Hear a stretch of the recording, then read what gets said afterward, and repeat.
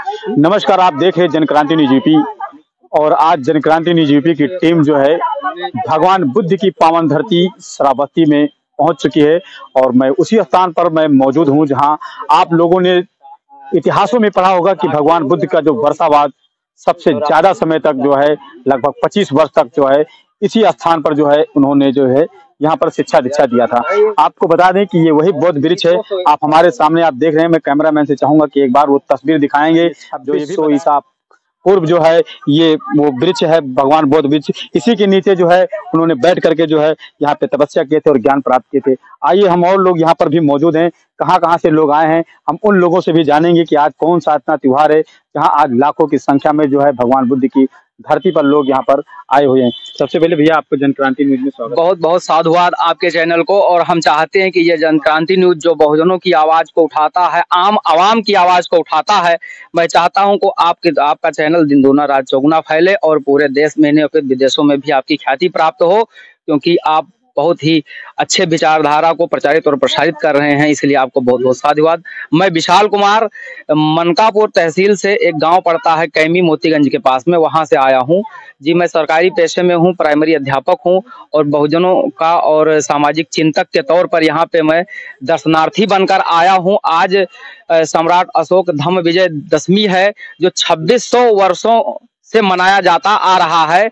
इस दिन सम्राट अशोक भेरी घोष को छोड़कर, अर्थात भेरी घोष का मतलब हुआ साथियों कि भेरी घोष को छोड़कर मतलब उन्होंने अपनी युद्ध नीति को त्याग दिया था और वो धम्म घोष की घोषणा कर दिए थे, अर्थात तथागत बुद्ध की शरण में चले गए थे। उन्होंने तथागत बुद्ध के द्वारा बताए हुए विचारों को आत्मसात कर लिया था। तब वो सम्राट अशोक सम्राटों के सम्राट बन गए और विश्व विजेता बन गए। साथियों, अपने इतिहास को जानना बहुत जरूरी है, अपने साहित्य को जानना बहुत जरूरी है। जब आप अपने इतिहास को जानेंगे तब आपको पता चलेगा कि विश्व विजेता कोई सिकंदर नहीं, कोई नेपोलियन नहीं, कोई तीसरा नहीं, हमारा सम्राट अशोक था, जिसको हम सम्राटों का सम्राट। आपने देखा कि जो है जिस तरह से कहा जा रहा है कि भारत में पैदा हुए सम्राट अशोक महान के नाम से पूरी दुनिया में जाने जाते थे और आज भी उनके नाम से जो है विजय धम्म दशमी मनाया जाता है। तो खासकर आज हम तो जानने के लिए आए हैं कि जो आज बौद्ध वृक्ष है, इस विषय में जो है बौद्ध वृक्ष के बारे में हम आपको गुरुजी से जानेंगे कि इसका इतिहास क्या रहा। इसकी मान्यता जो बताई जा रही है कि लगभग 2600 वर्ष पुराना है और आज भी ये टिका हुआ है। गुरुजी बहुत बहुत साधुवाद। आपके चैनल को मैं जो है धन्यवाद देता हूं कि जो देश दुनिया की खबरों को जन जन तक पहुंचाने का कार्य करता है। मुझे एकेनंद कहते हैं, मैं मास संगठन का राष्ट्रीय संगठक हूं और आज हम लोग जो है अशोक धम्म विजय दशमी के उपलक्ष्य में इस तथागत बुद्ध की धरती पर आए हैं। आज से 2285 वर्ष पहले सम्राट अशोक ने 261 ईसा पूर्व क्वार माह शुक्ल पक्ष दशमी के दिन उन्होंने धम्म ग्रहण किया था। धम्म दीक्षा लेने के उपरांत उन्होंने पूरी दुनिया को जो है धम्म का संदेश देने का काम किया और 84,000 जम्बू द्वीप के 84,000 जिलों में उन्होंने 84,000 स्तूपों का, बुद्ध विहारों का, शिलालेखों का, सबका जो है उन्होंने निर्माण कराया था। और उन्होंने जो है पूरी दुनिया को ये बताया था कि जो है हमको हमेशा जो है युद्ध नहीं, बुद्ध की आवश्यकता है और बुद्ध ही पूरी दुनिया का कल्याण कर सकते हैं।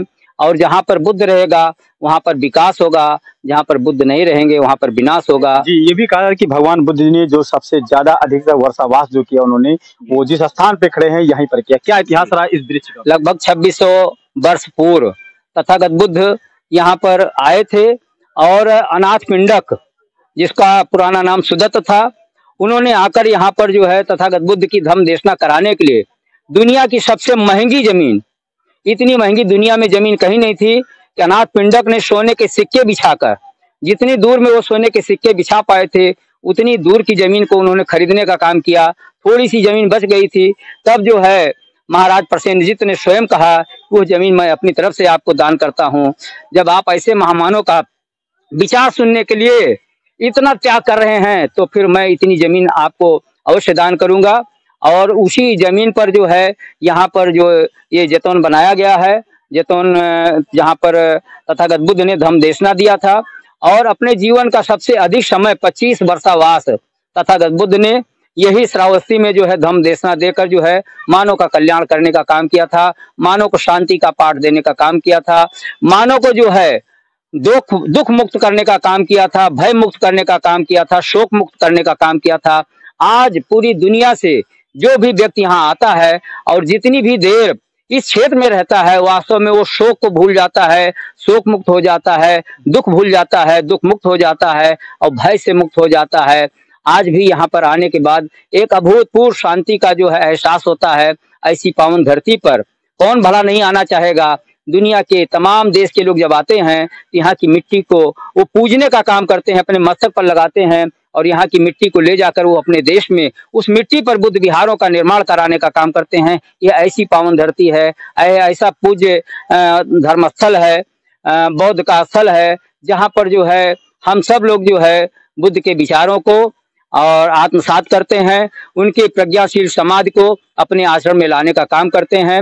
और शीलवान मानव ही जो है निर्मल मन का व्यक्ति होता है और जिसका मन निर्मल होता है वो वास्तव में जो है मानव का मित्र हो जाता है, मानव का जो है उसके मन से शत्रु भाव खत्म हो जाता है।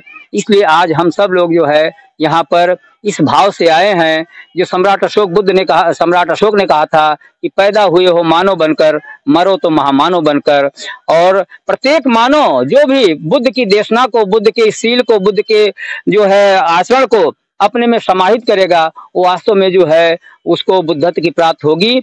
और शील ही मानव की जो है चरित्र को उजागर करने का काम करता है। तो तथागत बुद्ध एकमात्र जो है दुनिया के इकलौते दार्शनिक थे और जो है वो एकमात्र ऐसे सामाजिक क्रांतिकारी थे कि जिन्होंने जो है लोगों के चरित्र को नापने के लिए शीलों का जो है व्यवस्था किया था। 5 शील ऐसे शील हैं जो प्रत्येक या किसी भी गृहस्थ जीवन के व्यक्ति के चरित्र को नापा जा सकता है। जो व्यक्ति शीलों का पालन नहीं करता है वो व्यक्ति चरित्रवान नहीं हो सकता है और चरित्रवान ही व्यक्ति जो है मानव का और समाज का, देश का मार्गदर्शक हो सकता है। इसलिए जो है हम सब लोग शीलों के माध्यम से एक उपासक के रूप में जो है यहाँ पर जो है लोगों के साथ उनको यहाँ पर दिखाने के लिए, उनको बताने के लिए, स्वयं जो है अनुभव करने के लिए, लोगों से ज्ञान प्राप्त करने के लिए हम लोग नियमित रूप से जो है यहाँ पर समय समय पर आते रहते हैं। तो बहुत बहुत धन्यवाद, आपने जो है कम समय में इतिहास को बताने का काम किया। लेकिन ये भी कहा जाता है कि अशोक सम्राट ने जो है जब पूरी दुनिया को जीता उसके बाद भी उनको शांति नहीं मिल पाई। लेकिन उनको शांति अगर मिला तो बुद्ध धम्म में जाने के बाद में, और उसी समय जो है अपने तलवार और जो युद्ध का जो नगाड़ा था ये फोड़ दिया गया। ऐसा ही कुछ इतिहास में। जी सर, मैं श्री एकेनंद जी हैं तो ये तो ज्ञान के सागर हैं, ये विशाल वटवृक्ष हैं, इन्हीं के तले हम लोग पले और बढ़े हैं, इन्होंने ही हमको मार्गदर्शन दिया है। हम आपके चैनल के माध्यम से आपके दर्शकों को और पूरे देश दुनिया में जहां तक मेरी आवाज पहुंचे लोगों को मैं ये संदेश देना चाहता हूं कि तथागत बुद्ध और बौद्ध धर्म को क्यों माने। क्यों इसलिए माने साथियों, क्योंकि ये धम्म है, कोई ढोंग पाखंड आडंबर से हट के है। यहाँ पे कहा जाता है, तथागत बुद्ध ने भी कहा है, जान लो तब मानो। मुझे पहले जानो, ज्ञान को जानो फिर मानो। ये नहीं है कि पहले मान लो तब जानो। तथागत बुद्ध भी कहते हैं कि सत्य भी जो है काल एवं परिस्थितियों के हिसाब से परिवर्तनशील होता है। जो कल बात कहा गया है वो आज सत्य हो कोई जरूरी नहीं है। तो काल एवं परिस्थितियों के अनुरूप जो बातें सत्य हैं उनको आप पहले जानो तब मानो। मैं पब्लिक से कहना चाहता हूं कि आज जो तमाम ढोंग ढकोसले फैले हुए हैं समूचे भारत में, समूचे विश्व में, किसी एक धर्म की बात मैं नहीं कर रहा हूं, सारे धर्मों की बात कर रहा हूं। मैं तो युवा हूं तो किसी युवा क्रांतिकारी साथी की बात करूंगा। मैं सरदार भगत सिंह की बात करता हूं। मैं युवाओं से कहता हूं कि उनकी पुस्तक मैं नास्तिक क्यों हूं को पढ़ो। उन्होंने लिखा है कि संसार के सारे धर्म अफीम की तरह हैं, ये हमारे बुद्धि को पहले विनष्ट करते हैं फिर हमें गर्त में ले जाके धकेलते हैं। ये बौद्ध कोई धर्म नहीं है, ये धम्म कोई धर्म नहीं है, ये एक रास्ता है, आपको सच्चाई का मार्ग दिखाता है, आपको सफलता तक ले जाता है।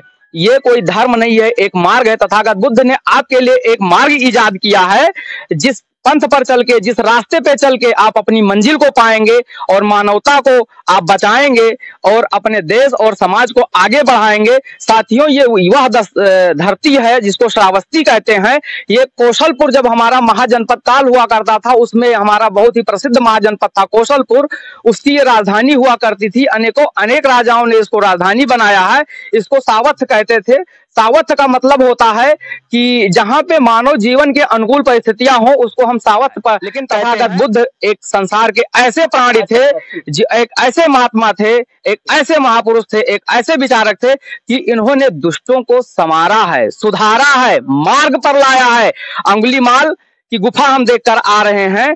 अंगुलीमाल एक बहुत बड़ा आतंकवादी था अगर मौजूदा परिदृश्य में देखा जाए। वो लोगों को बहुत बहुत धन्यवाद आपका। आपने जो बताया कि जिस तरह से भगवान बुद्ध के अंदर एक ऐसा करुणा के सागर कहे जाते थे, और आपने भी बताया जो तरह की जो अंगुलीमाल की जो है एक मानो मानो एक समान का जो संदेश, एक जो नारा दिया था, वो भगवान बुद्ध के अंदर ऐसा था जो करुणा के सागर कहे गए।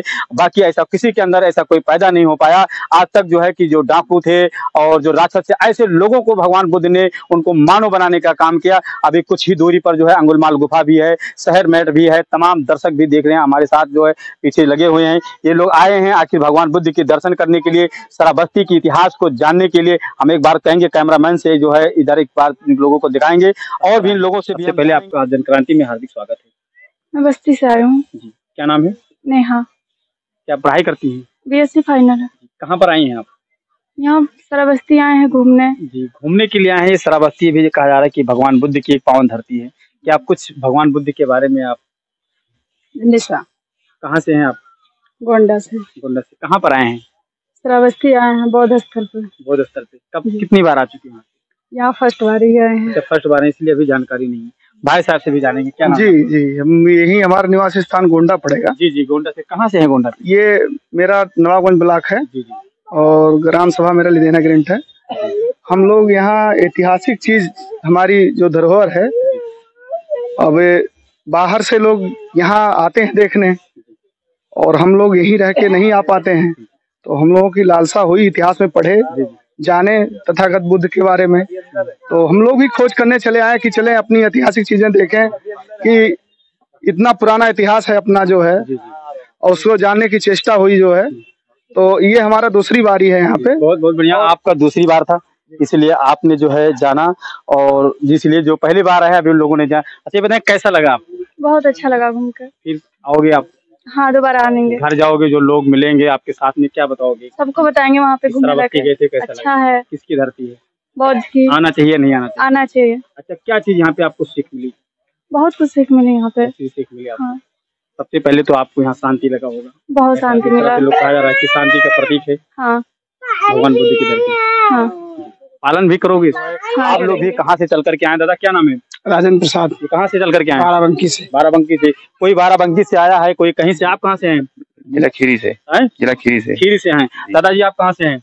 लखनऊ से। लखनऊ से चल करके आए हैं। आप कहाँ से हैं? जिला खीरी। खीरी से हैं।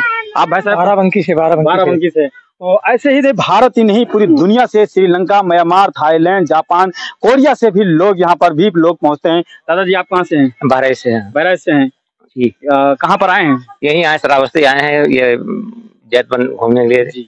ये चैतवन भी है, और भी लोगों से देखेंगे इधर युवा भी तमाम लोग खड़े हैं। माता जी भी हैं, उनसे भी जानेंगे। माता जी क्या नाम है? हाँ, कहाँ से आए हो? चौरातीन। चौरातीन से। कहाँ पर आई हो? खीरी थी। कहाँ पर आई हो? यहाँ पर क्या नाम है? विनय। कहाँ से आए हो? डुमरियागंज। डुमरियागंज से। आप कहाँ से भाई साहब? बहराइच। कहाँ पर हैं? बुद्ध भगवान के दर्शन में। बुद्ध भगवान का दर्शन करने आए हैं। आप किसका दर्शन करने आए हैं? बुद्ध भगवान का दर्शन। बुद्ध भगवान का दर्शन करने आए हैं। दादाजी से भी जान लेते हैं, उम्र में काफी बड़े हैं, जीवन का बहुत बड़ा अनुभव रहा होगा, बहुत चीज देखे होंगे। क्या नाम है दादाजी? रामदेव। कहाँ पर आए हैं? बुद्ध भगवान के। तो बुद्ध भगवान के विचारों को मानते हैं आप? मानते हैं। चलिए बहुत अच्छा। आपकी उम्र में जो है मिले। एक और भी भाई साहब हैं, क्या नाम है? राम कुमार। राम कुमार। कहाँ पर आए हैं? बुद्ध भगवान के विचारों को मानते हैं जी। क्या मानते हो? अरे सब कुछ मानते हैं। हाँ। भगवान। चलिए ठीक है। तो आपने देखा कि लोग काफी संख्या में लोग यहाँ पर मौजूद हैं, और इतना तक आप जो भी लोगों आपने तक ये खबरें अगर आप तक पहुंच रही है, ये संदेश भगवान बुद्ध के विचारों तक अगर पहुंच रहा है, यदि आप भगवान बुद्ध के विचारों से अगर आप जुड़े हैं और आप जानते हैं, तो आप इस वीडियो को जो है एक बार लाइक कीजिएगा, कमेंट कीजिएगा और शेयर भी जरूर कीजिएगा। जिन भी वक्ताओं ने जो कुछ अपनी भाषा में अपने अपने बारे में जिन्होंने जो है बताया है, अगर उसमें जरा सा भी अगर आपको कहीं खोट लगता है, तो आप भी अपना कमेंट राय देकर के आप उसका सवाल का जवाब भी जरूर लीजिएगा। तो आप लगातार ऐसे हमारे साथ बने रहें। जनक्रांति न्यूज यूपी के साथ हमारे कैमरामैन गौरव के साथ काशीराम मौर्य की खास रिपोर्ट।